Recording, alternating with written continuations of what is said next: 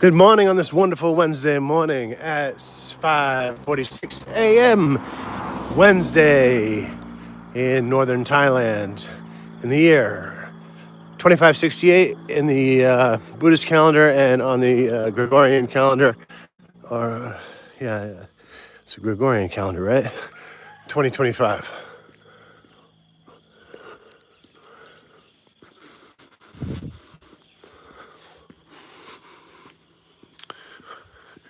Got a little bit of a late start today, but it's actually the right time to start.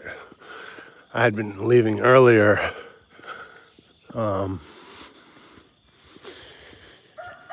but today out at pretty much what I consider the best time for me, to start getting out there.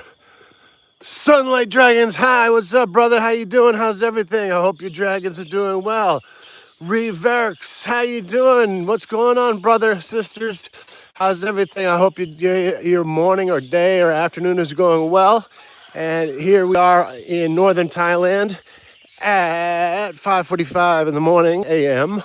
On Wednesday, September 3rd in the year 2568, or if you want to use the Gregorian calendar, the year 2025.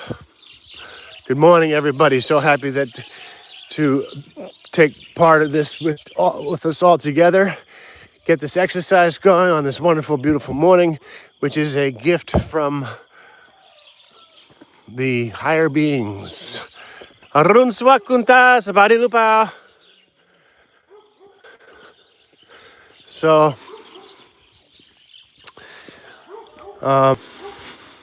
so basically that's it, man. Just that little bit of gratefulness.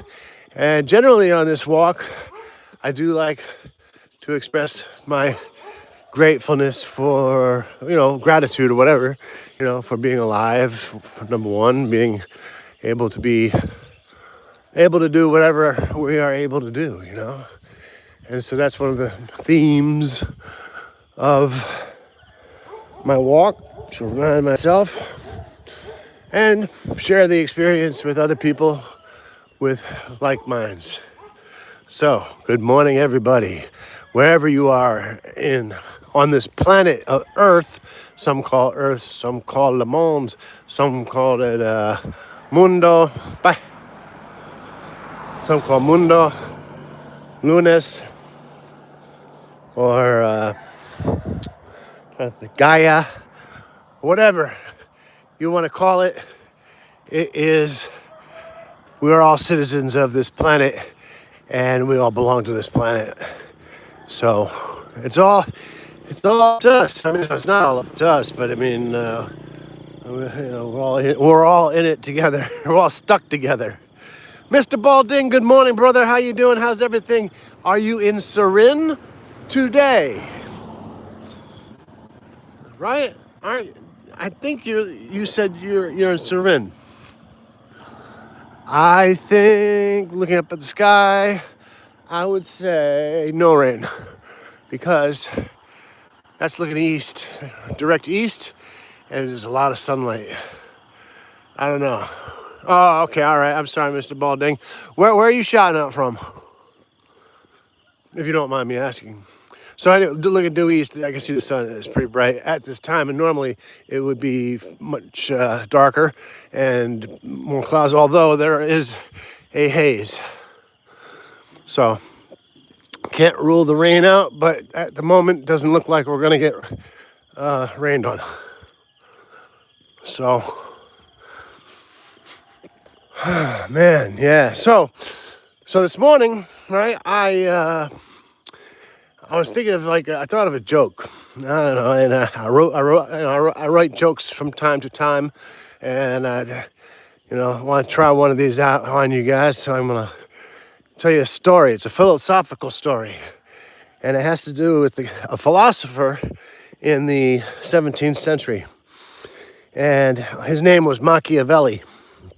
Anyway, it was a young Machiavelli, and he was walking down. He was actually in Spain, walking down a calle in Spain. A young man in his 20s. He was, kind of deep in thought. And he was walking down the street, And an older man starts walking in his direction. He notices is walking in his direction, who is also visibly Italian. And they get closer, closer, closer. And just as they get nearly side by side, they make eye contact. And the older man says to Machiavelli, "Can you mock me a via?"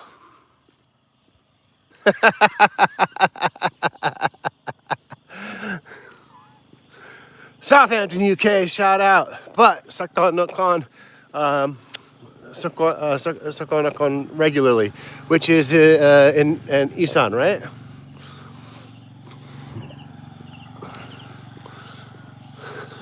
Scott 74, good morning. How you doing, brother? It is Wednesday morning at 5:52, September 3rd, in the year 2568 on the Buddhist calendar, and in the Gregorian calendar, 2025. I'm not sure. I mean, I think the Julian calendar is 11 days off. I'm not sure. I don't know. Arun Suwapi, Sabari Lupao. So, good morning to you. I don't know, we've walked by this cornfield a number of times, and actually not today, but yesterday, I noticed that somebody had put up, I'm gonna get a little closer, put up this stuff here. Now, I can't read tie-dye. I do have a translator on my phone, but I'm not going to use it because I think it'll mess up the stream. But there's no corn on there. I don't see any corn husks. Anyway, I'm going to suppose if I could read Thai, it would say something like "no trespassing" and "don't pick my corn." It's 5 p.m. here. Clutch winds 12 says. Well, clutch winds 12, fantastic 5 p.m. means you are probably on the east coast of North America. Am I right?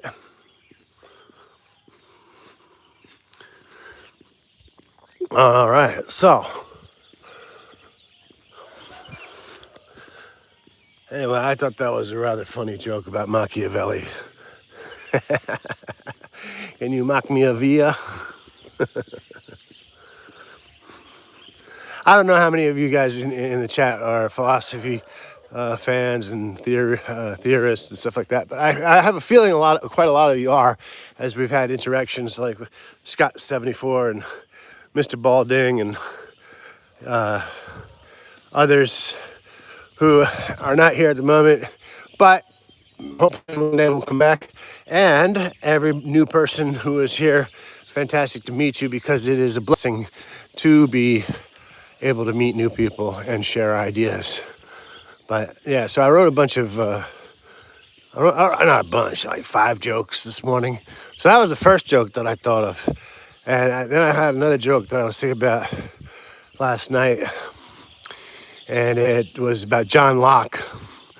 And John Locke, first proposed the theory of knowledge, right? And then he had political philosophies. So what happened next was the politicians tried to lock him up.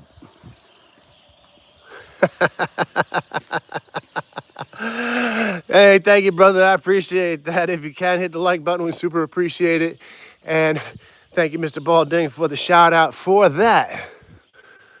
So I thought that's the second joke that I wrote this morning. And then the third joke is about Voltaire. I don't know, you guys all know who Voltaire was, a philosopher. He had to move around quite a bit because people were trying to detach his head from his body. But anyway, he lived 120 years before Alessandro Volta. And if you don't know who Alessandro Volta was the first person to harness electricity.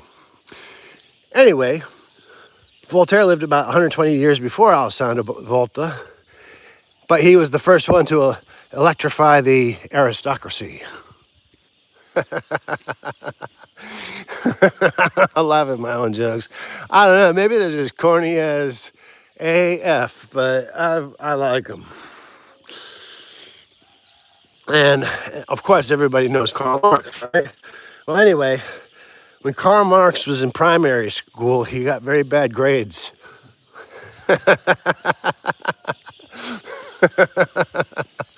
Oh, what a retard I am. And finally, this joke, or this one I thought of a little while ago, not so long ago. But anyway, if you know anything about Greek philosophy and stuff like that, this it'll help you along with this joke. And of course, we know about Aristotle, Plato, and Socrates. It came Socrates, Plato, Aristotle, right? Anyway, there were other philosophers with the names like Epicurus, Pythagoras. They weren't just mathematicians, but they were also, philosophers. But anyway, in Athens, there was this one philosopher, right? And people were like complaining about him. This guy, he's in the forum, right? And he's living in a barrel. And, he's peeing in public and doing all these nasty things, right? So people would walk by him and they would say, "Why don't you just Diogenes?" And that's how he got his name. Anyway, Arun Swapi, Sabari Lupao.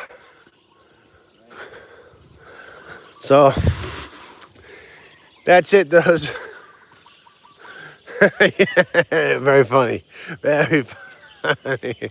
I thought that, I don't know. Those are like Rodney Dangerfield kind of jokes, I guess. Can't get a break. I can't get a break.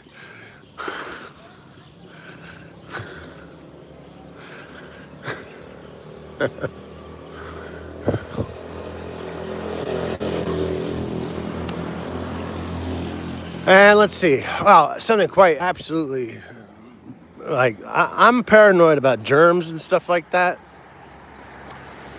I think that's I wouldn't go so far as to have a phobia, but when I start to think about it, I get a phobia. Anyway, what happened is we have these two puppies. I don't know if you guys all know about this, but we have two puppies.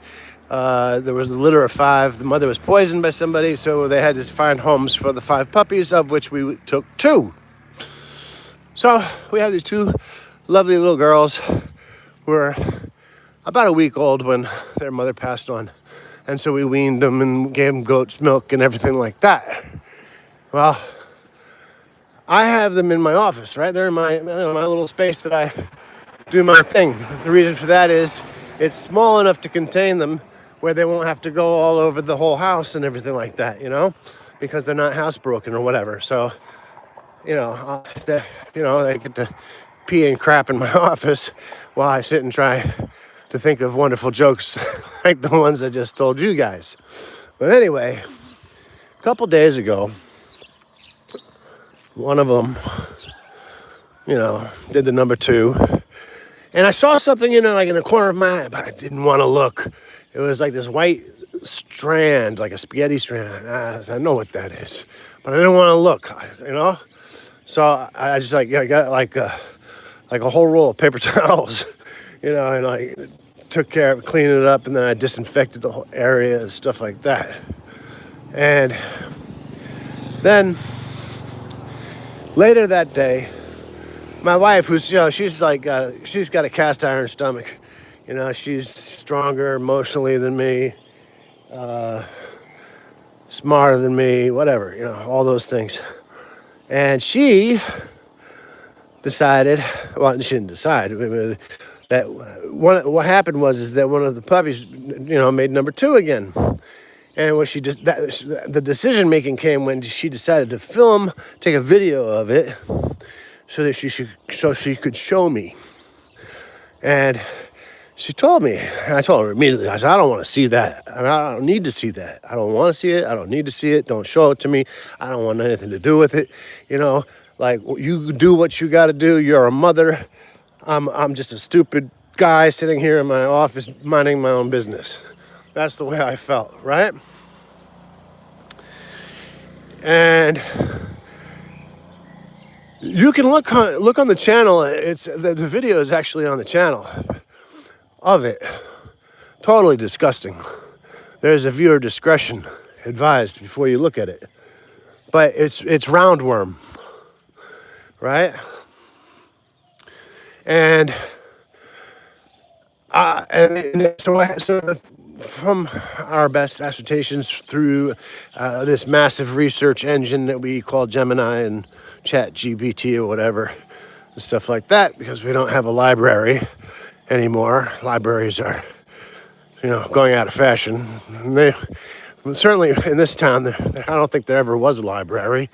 But anyway, apparently, my understanding is that roundworm is passed on from the mother through birth. In other words, the mother can be infected with roundworm and other parasites while the puppies are still inside her belly.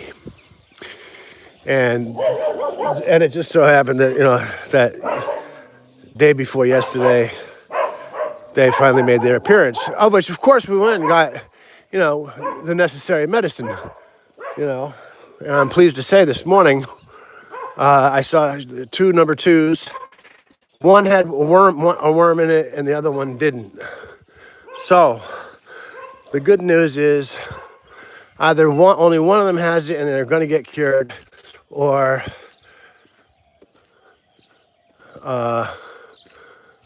one of them has it and they released the last worm. I don't know. I don't know. I didn't see or whatever. But anyway, that kind of stuff, like, completely grosses me out. I mean, like, I get sick to my stomach. I can't eat.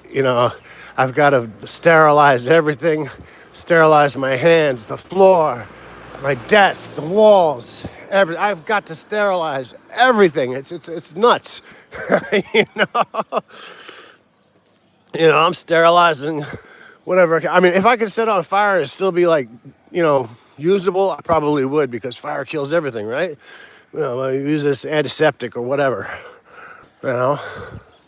So, anyway, sterilized the whole situation. And then I found out then another thing, though, is that people in the tropics who live in the tropical regions, people who live in, say, let's say, where you said it.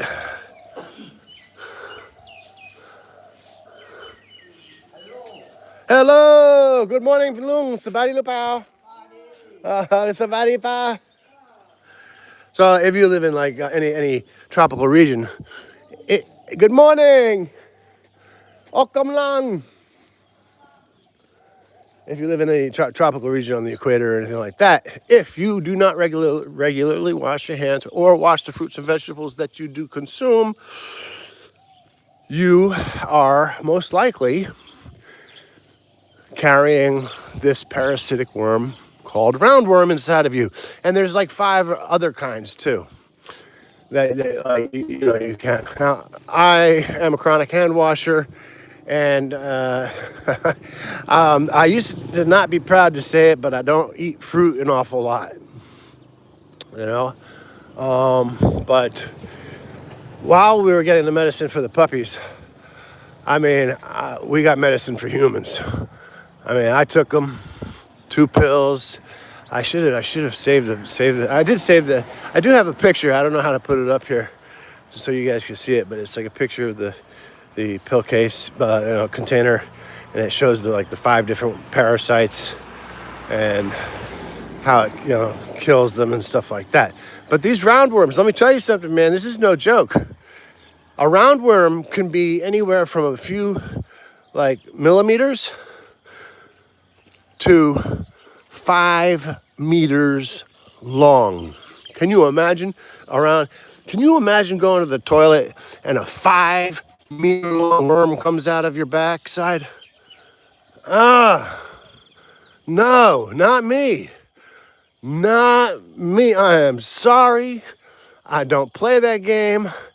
I took all the medicine I could. Shit, I would have taken. I'm even thinking about taking more of those pills. I mean, I don't know what the human endurance is for it, but I want to take it to the brink. Make sure every single one of those parasites, if they are there, they might not even be there. You know, but just in case, make sure those things are out of my body. And you know, you know what I mean? Can you imagine 5 meters? That's like nearly 20 feet. All right, so it's like a meter is more than 3 feet, right? Is it like a kilogram, where a kilogram is 2.2 pounds and a meter is 3.3 feet? I don't know. Yeah, man, I want to nuke them, man. I put it in the video that I put up on YouTube yesterday. I said that if I had to drink battery acid to get these things out of me, I would. I'm serious too. I mean, unfortunately, I think the battery acid might be worse than the worms, but you get the drift. You get my driftwood, you know? So, man, can you imagine that? You go to the toilet and you feel something back there and you just keep pulling and pulling. It reminds me of that, like, I used to work on the street and do street entertainment and stuff like that. But you ever see the magician on the street where he's got this cloth and he pull, and it's different colors, right? Like a red, blue, green, orange, or whatever. And he starts pulling it out of his hand, and he keeps pulling and pulling and pulling, and it's like 100 feet long. That's how I feel about these roundworms. Just in case, I'll make sure these suckers are not in me. I mean, there are worse things that you can get. I actually knew a guy who ate some sort of uncooked pork. Hold on a second. I gotta discipline, not discipline, but show this dog that he's not gonna run me over. Bye. Bye.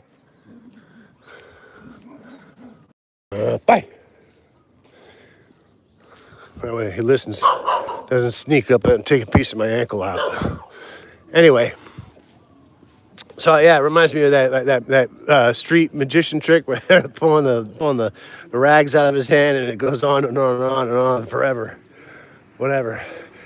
But I had a friend who had a worse virus, or I don't know if it's a virus. Is it no, virus is no, this is bacteria, right? Or parasite, right? And so he ate some pork.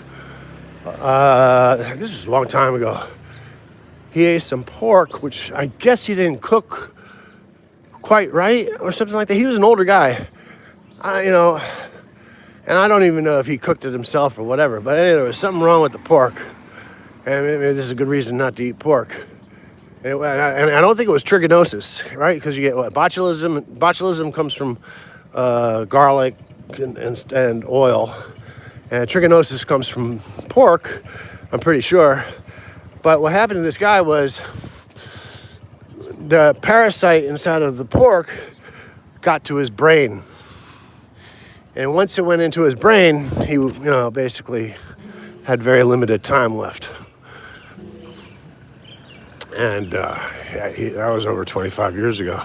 I didn't know him all that well, but I mean, you hear that kind of story, you don't forget. Which brings me to another theory that I had, or that I still have, and that is, if you guys ever have heard the theory of why Homo sapiens, and now they say Neanderthals, and the 5 or 6 or 7 different branches of our species were able to have cognitive thought and be sentient creatures, right? And so what they say was, or what one of the things that I've taught is that they say the reason they were able to advance is because they had fire. Because they had fire, they were able to cook their food, and that would release the proteins and stuff like that they needed, and then that fed the brain and made the brain more viable and made them more intelligent and stuff like that. And I think that's bullshit. What I think, this is what I think. Once they started cooking their food, it killed all those parasites and all that bacteria and viruses in it. Right now they got that cooked food, right, with all the dead parasites, the stuff that's really bad for you, and they can eat it. And because they can eat it, they can live longer. And because they can live longer, they can learn more. And then once they were able to learn more, because of fire and they're cooking the food, not because of some protein that was released that was a magic pill, magic button, they were able to teach their young, right? Because knowledge is only as good as you pass it on to another generation, another person, or something like that, right? So they were able to live longer, learn more, and then able to pass it on to their offspring, who were able to live longer, learn more, and meet more people. And that is how, like, the whole diaspora happened. I think that's the right word, of humans. And humans, Homo sapiens, Neanderthals, and all, whatever branch of the human tree that are. So that's what I think. That's my belief, and I'm sticking to it, because they haven't. I don't. As far as I know, they have not been able to prove that the fire and cooking food is what made the Homo genus more intelligent. I think that it just killed the bacteria. It killed the parasites, whatever's in that meat. And that meat, sometimes, back then, it might have been sitting around for a while, They didn't know about refrigeration. They didn't know about, like, not picking up a cadaver that'd been, like, killed by a lion or something like that, scavenging and stuff like that. Once they were able, exactly, boiling water. That's why the Chinese were living longer, because they drank tea. This is that I think is a verifiable fact. That and then like Europeans learned that from Chinese. I mean, before that, right? What the Europeans would drink mead, right, which had alcohol in it, enough alcohol to kill off bacteria and stuff like that. So they would drink mead all day. สวัสดีครับคุณลุงสบายดีหรือเปล่าวันนี้คุณหล่อมากครับผม so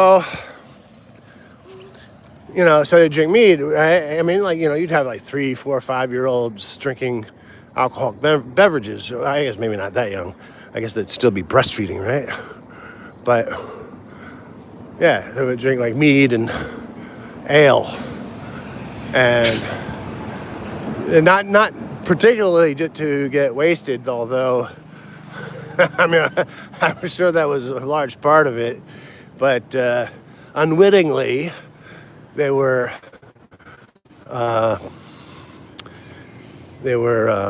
disabusing themselves of parasites and waterborne bacteria.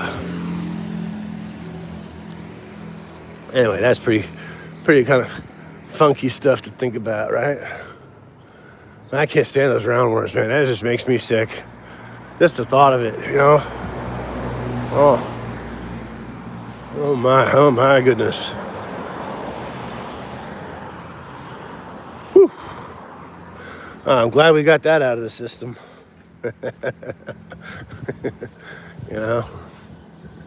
Okay, so we have just now passed the halfway mark of our journey this morning, which has been absolutely wonderful. I'm so thankful for everybody who is here participating in the chat or just listening, and even more so if you give a thumbs up and subscribe. Super appreciate that, and just enjoying and be grateful for the day. So we're a little bit past the halfway point, which means we are on our way back. And as we are on our way back, I am looking at the sky. And I think Mr. Balding asked me if there's going to be any rain today. And looking this way, which is, I'm looking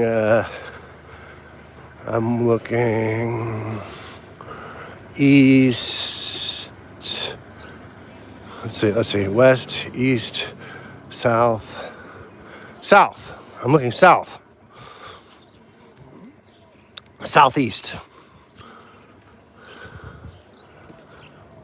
Mr. Balding says, do you see many snakes around your area? Oh, wow. Let me tell you. So the answer, the answer to that is no. Do not see many snakes. But the piece of land that we live on, oh, look at this, Canadian geese. How did they get over here? Anyway,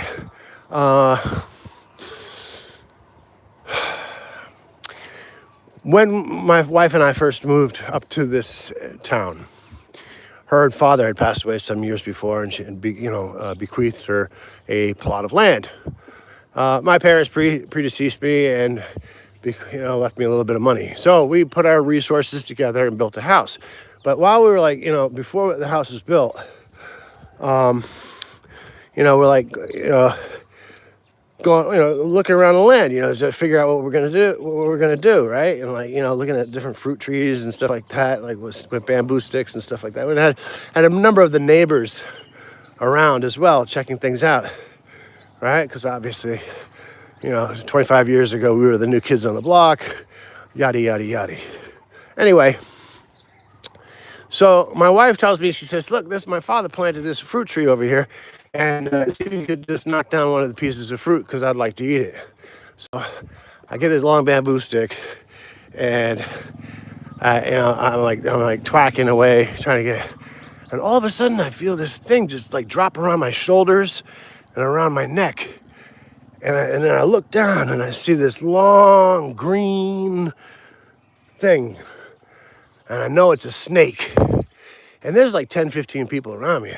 I start screaming. Ah!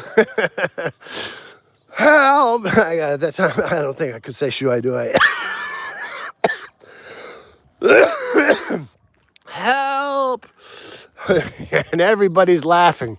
Everybody just can't get enough of it. They think this is the funniest shit they saw since, who knows when. Well, I knew that before this, that green snakes typically aren't supposed to be poisonous, right? But I'm not thinking about that when this thing dropped around my shoulders and around my neck. You know what I'm saying? I don't know if it's a boa constrictor, an anaconda. I don't know how big this thing is. I'm freaking out. Right? And as it turned out, it didn't want to be on my shoulders anyway, and it slithered off rather quickly. So that is my first experience with a snake in Thailand. Actually, in this area of Thailand. I have another experience with snakes in a resort town, which is a totally unrelated story, which I'm not going to tell now, because save that for another day. But the second snake we saw was after the house was built, and we have like little fish pond, they're not ponds, but like ceramic and concrete fish bowls. They're kind of large. You can put a koi fish in there or whatever, a couple of koi fish, maybe 100 koi fish. Make a little waterfall or something like that, right? So we did that, right? I actually wasn't present when this happened. I'm glad I wasn't, because my wife's father-in-law had come over. He's a very nice gentleman. Wanted to, take a look at the fish or something like that. And he has diabetes, and he has glaucoma, and he couldn't see exactly what was in front of him. But my wife was there, my wife's mother was there, and they immediately say, "Pota, pota, toi, leo." Right? And he can hear, right? Which means, that's his name, Porta. And, back up real quick. Arun Swat Kunta. So, and they took out their cameras and they took a video of it. You know what it was? It was a king cobra. that thing had risen up just like they do in the movies, right? Risen up. They're big. You know, don't think cobras are short snakes. They are. I mean, I don't know how long they are. I saw the video. This thing got, and then it flanked out its neck and everything like that. Oh, that could have been. Arun suwa yai sabari lupa. What need your phone talk, mai? Huh? What need phone talk, mai? Talk need noi. Oh, need noi. Okay. So, you know. Yeah, man, that would have freaked me out, man. But fortunately for Pata, you know, he's like half blind. I mean, he was blind. He couldn't, you know, he didn't really see it, you know. But then we got the video, or my wife and my stepmother got the video. Of course, they saved it. I don't know where it is. If we can find it, I'll put that up on the channel too. But yeah, man, King Cobra with its like. I don't know what you call it, but like its neck all widened out and everything like that, getting ready to strike and stuff like that. And you know, of course, like you know, to be realistic, king cobras, I don't think really just go around attacking, you know, animals that are much larger than them or anything like that, because they don't have like homicidal tendencies. I don't think that like human beings, like, you know, they don't like do things like that. I mean, I think they like kill to eat, you know, or if they strike to defend themselves because they feel threatened or something like that. So fortunately nobody was bit, and animal control was called, and you know, they don't euthanize the cobra. They took it and removed it to a sanctuary. Well, that's what they told us. So it's a story I'm gonna run with. I don't know. Maybe they gave it away to one of these cobra farms that they have. Which they have to tell the story about the cobra farm. I was in a tourist area, and you know, and like, you know, and they have them in India, and they have them all throughout Southeast Asia, where they have these cobra farms, and they show you, oh wow, look at the snake handler is immune to the venom of a cobra. He's not afraid. He lets them bite him and everything like that. Blah blah blah. Well, the sad truth is that those cobras on those cobra farms have all been defanged and devenomized.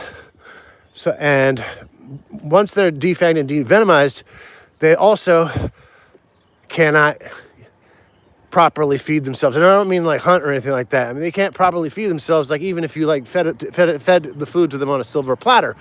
Well, you know, once I found that out, I would never go to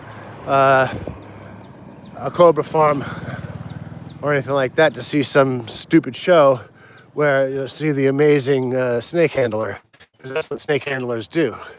And so shortly after fanging and devenomizing these cobras all throughout India, Southeast Asia, you see them shows everywhere.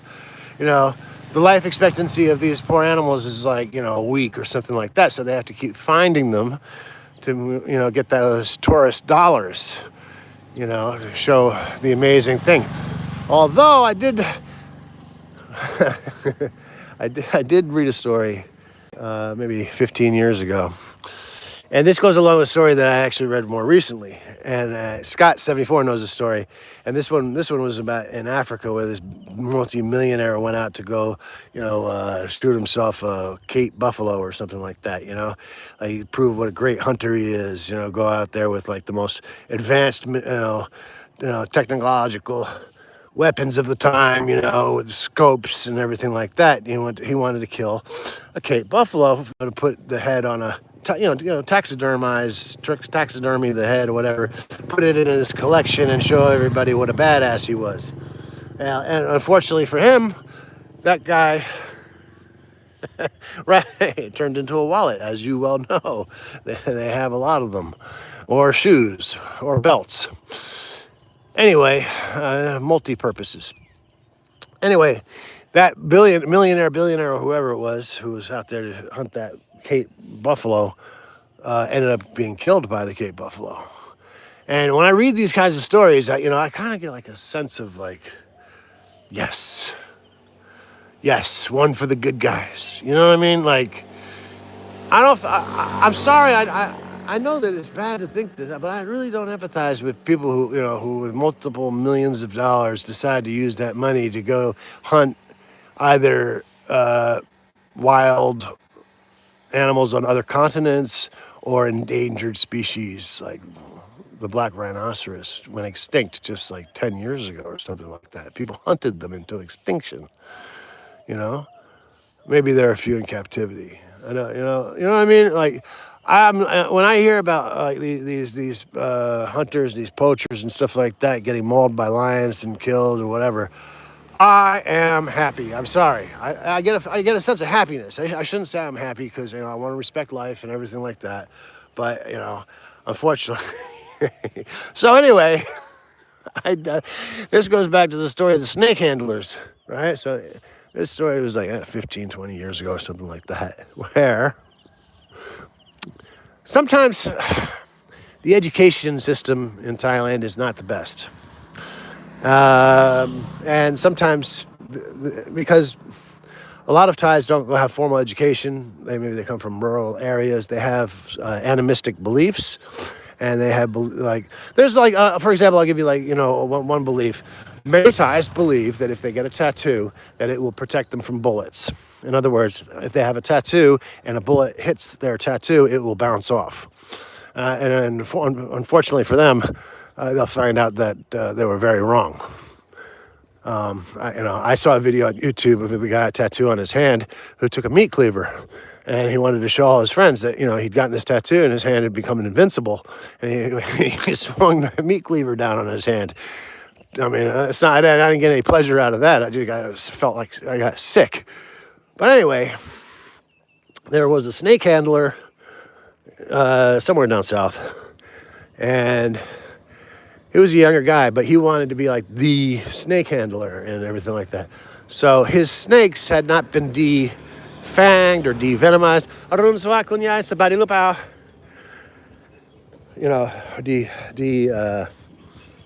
Venomized. And he was going to train his snakes, his cobras, himself.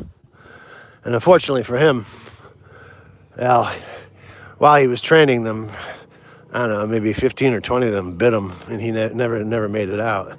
I don't really get any satisfaction out of that story or happiness because he didn't defang them, he didn't devenomize them. The guy didn't know any better. Maybe if he had known that's what you would have had to do in order to have your little snake show, maybe he would have chosen another profession. I don't know. I don't get a lot of satisfaction out of that story, but that's a true story that I saw in the newspaper. And yeah, man, that's pretty wild. So, but the whole defanging of cobras and stuff like that, like where you see in the old time movies, like and the snake starts coming out of the basket and stuff like that. All those snakes are defanged and devenomized, and they're all going to be dead within like a week or whatever. Of course, they're not afraid of it. They've taken away its ability to defend itself. Let's see. Mr. Balding says, I heard a story of an amulet around a guy's neck saved him from a bullet. Well, that could be possible, right? I mean, that is... Oh, okay. Ban pom ti Mukau.แล้วก็ภรรยาผมวิชิตาคาวีลูกสาวยายพันนู่นครับผมครับผม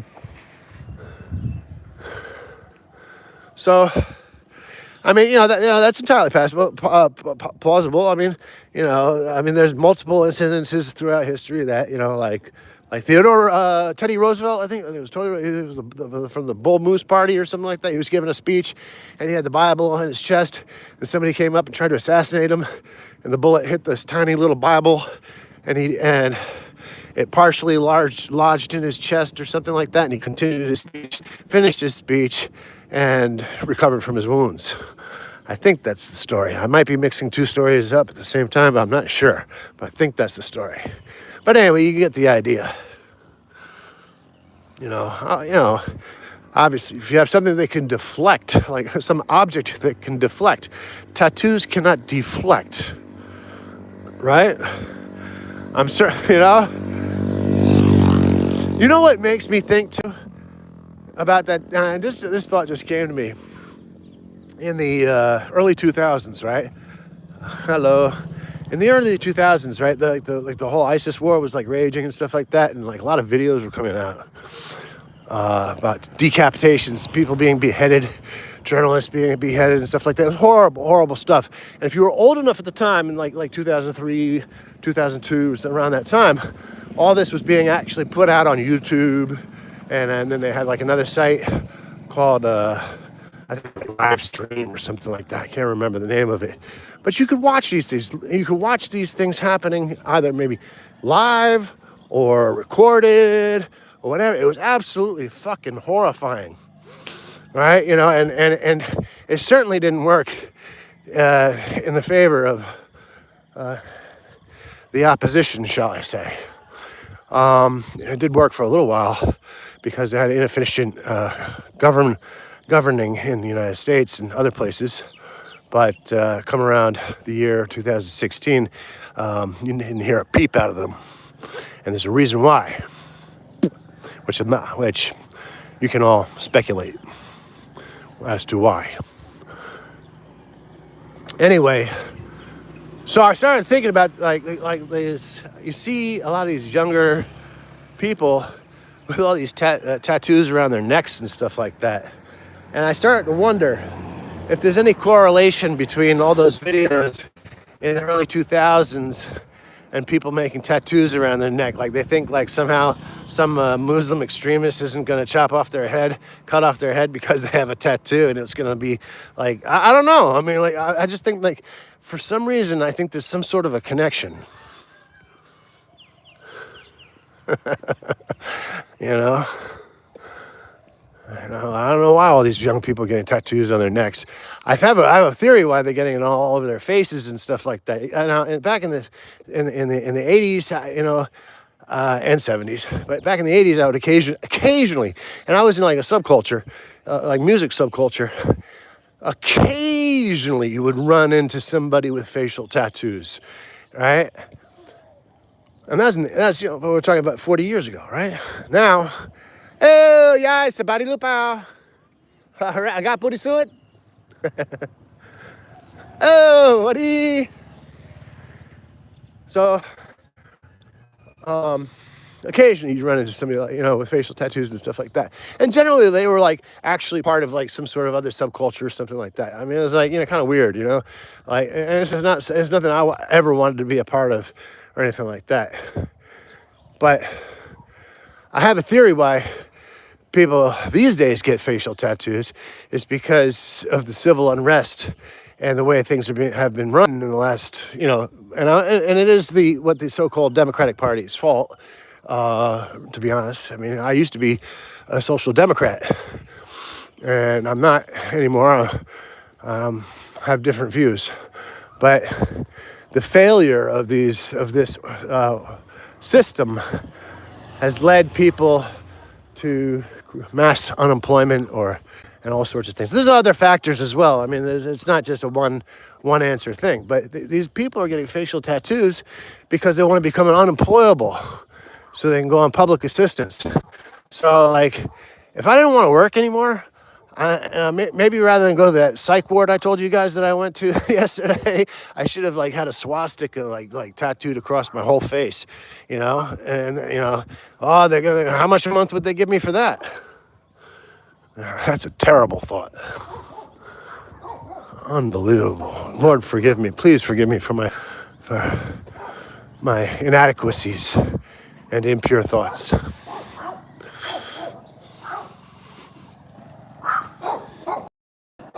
Anyway, that's just my take of things. That's the way I feel about it. Well, maybe they're just feelings. Maybe they're, you know, loosely based in fact, or maybe it's just my imagination. I don't know. Anyway, it is a lovely day, and we did look west, but we forgot to look for the star of our show. The star of our show hasn't been showing up lately. We totally forgot about him or her or it. But it looks like today the star of our show will not be going over our heads again. I tell the corniest fucking jokes, but I like them. I can't get a break.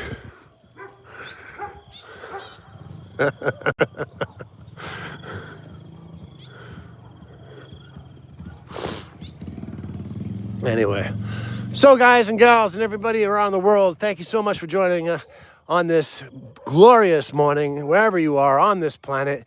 May you find peace, happiness, and good health, which is the most important things in life.